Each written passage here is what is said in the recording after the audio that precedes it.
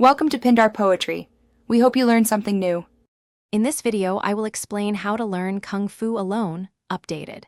Start by learning basic stances and footwork for 30 minutes daily, focusing on balance and alignment.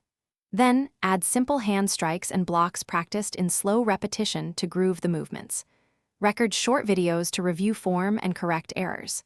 Keep sessions crisp and intentional, and rest when you feel fatigued to protect joints and tendons.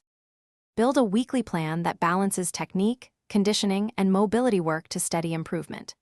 Begin each session with a 5 to 10 minute mobility routine, then split time between stance work, forms, and targeted conditioning for core and legs.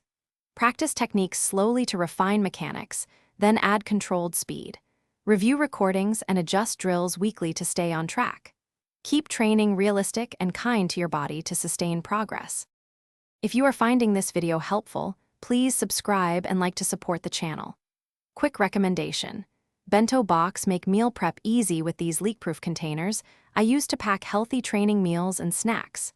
They save time so you can focus on technique and recovery, and they fit neatly in a gym bag for classes or solo sessions. Check the description for the link and other deals. Now let's get back to the video. Protect your body by warming up joints and cooling down with mobility work after each session.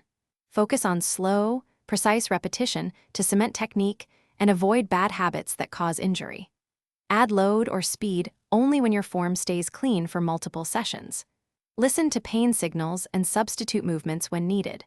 Rest days and sleep are essential for recovery, and gradual progression keeps you training long-term without setbacks. Thanks for watching. Consider subscribing if we helped you.